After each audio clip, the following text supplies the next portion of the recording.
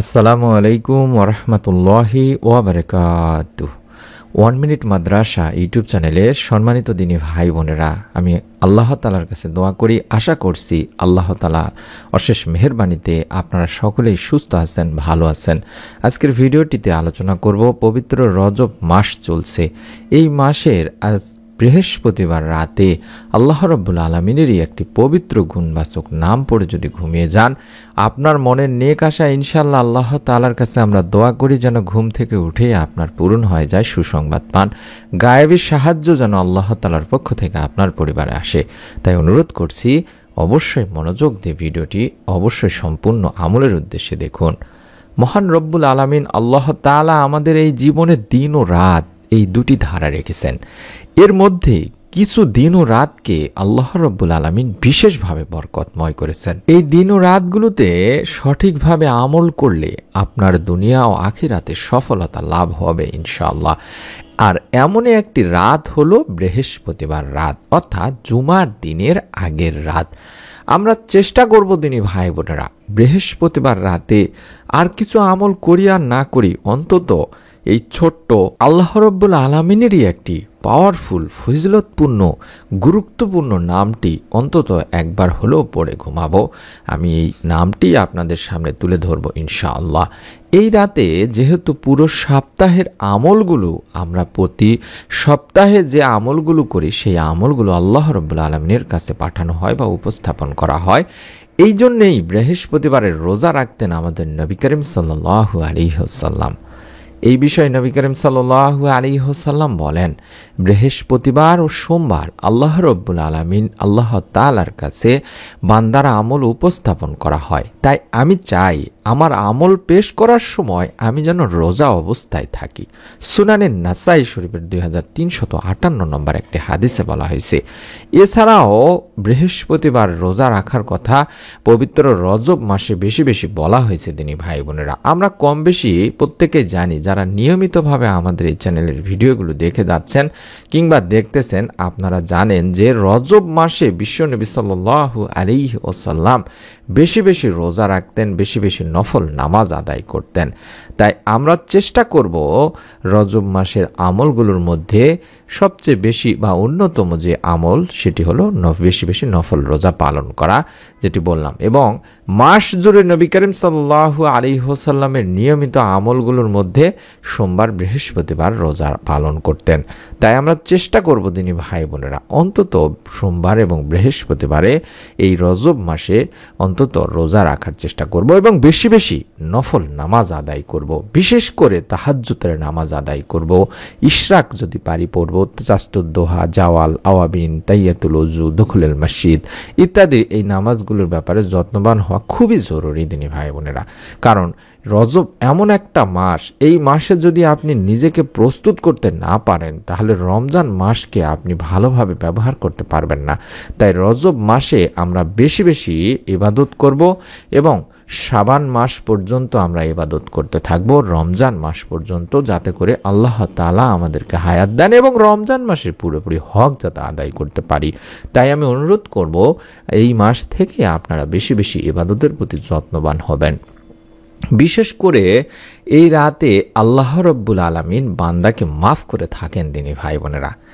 সোমবার, বৃহস্পতিবার আল্লাহ রব্বুল আলামিন আল্লাহ তাআলা সব মুসলিমকে ক্ষমা করে দেন। সুবহানাল্লাহ, সুবহানাল্লাহ। তবে ওই দুই ব্যক্তি ছাড়া যারা একে অপরকে বর্জন করেছে, তাদের সম্পর্কে আল্লাহ রব্বুল আলামিন বলেন যে পরস্পর মিলে যাওয়া পর্যন্ত এদেরকে আপন অবস্থায় ছেড়ে দাও। সুনানে ইবনে মাজাতে বলা হয়েছে 1740 নম্বর একটি হাদিস। যে মুসলমান পরস্পরের সাথে ঝগড়া করে, অন্যের প্রতি রাগান্বিত হয়, তাদের এই রাতেও ক্ষমা করা হবে না। একইভাবে আত্মীয় স্বজনের সাথে সম্পর্ক ছিন্নকারীকেও এই রাতে ক্ষমা করা হবে না। এ কারণে নবী করিম সাল্লাল্লাহু আলাইহি ওয়াসাল্লাম কোনো মুসলমানকে অন্য মুসলমানের সাথে 3 দিনের বেশি রাগ করে থাকতে নিষেধ করেছেন।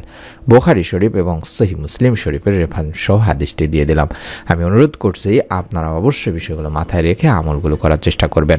পবিত্র রজব মাসের আজ বৃহস্পতিবার, সকলেই যারা ভিডিওটি দেখছেন তারা নিজে আমলটি করবেন এবং ভিডিওটি দেখে আমলটি করার পরে ভিডিওটি অবশ্যই আপনার কাছের আত্মীয় স্বজন যারা আছে কিংবা আপনি আপনার ফেসবুকেও শেয়ার করে দিতে পারেন। এতে আল্লাহ তাআলা আপনাকে সাদগায়ে জারিয়ার সওয়াব দান করবেন ইনশাআল্লাহ।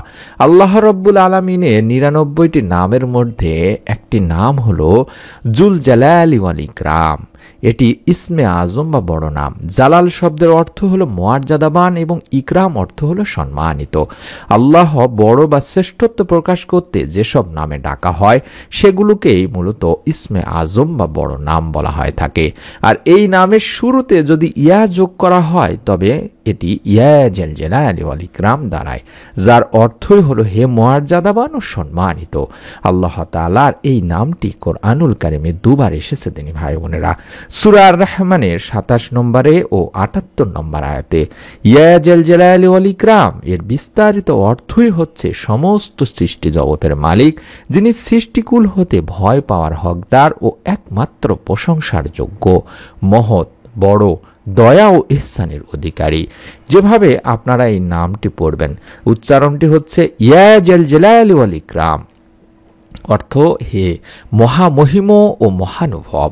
ইয়া জাল জালালি ওয়াল ইকরাম, ইয়া জাল জালালি ওয়াল ইকরাম এটি বেশি বেশি পড়তে বলা হয়েছে তিনি ভাই বোনেরা। এই নামটি পড়ে আল্লাহ তাআলার কাছে যদি কোনো কিছু চাওয়া হয় আল্লাহ তাআলা তার চাওয়া পূরণ করেন, মনের নেক আশা পূরণ করেন, গায়েবী সাহায্য দান করে থাকেন। তাই অনুরোধ করছি রাতে ঘুমাতে যাওয়ার আগে অন্তত সুন্নতি আমল যেগুলো আছে সেগুলো করার পরে অন্তত ইয়া জাল জালালি ওয়াল ইকরাম, ইয়া জাল জালালি ওয়াল ইকরাম এভাবে অন্তত কম করে হলো 100 বার পড়ার চেষ্টা করবেন।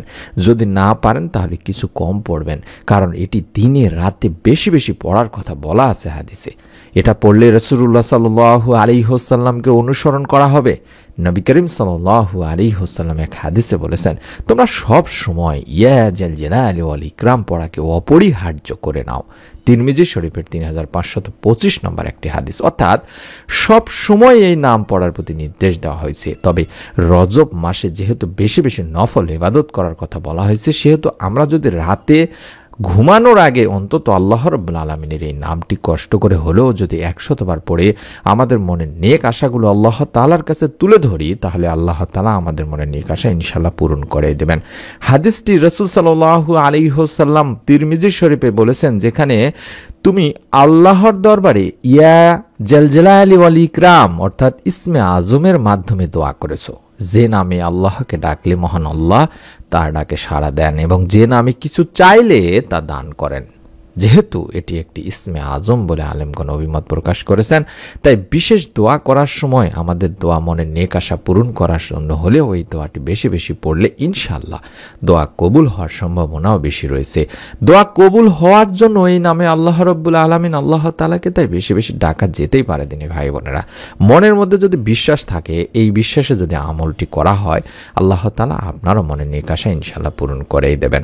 তাই অনুরোধ করছি মনের মধ্যে একটি বিশ্বাস নিন, নিয়ত করে ফেলুন অন্তত ভিডিওটিতে একটি করে সুন্দর করে কমেন্ট করার মাধ্যমে, যাতে করে আল্লাহ তাআলা আপনার এই কমেন্ট বা নিয়তের ওসিলায় আপনার মনের নেক আশা পূরণ করে দেন। পরবর্তী এরকম নতুন আমলের ভিডিওগুলো আমরা যখনই ইউটিউবে আপলোড করব সঙ্গে সঙ্গে যেন আপনি দেখতে পান, পেয়ে যান, মিস না করে ফেলেন, তার জন্য অবশ্যই চ্যানেলটির সঙ্গে থাকার অনুরোধ করছি। সকলে ভালো থাকুন, সুস্থ থাকুন। নতুন ভিডিও দেখার আমন্ত্রণ জানিয়ে আজকের মতো বিদায় নিচ্ছি। আসসালামু আলাইকুম ওয়া রাহমাতুল্লাহি ওয়া বারাকাতুহু।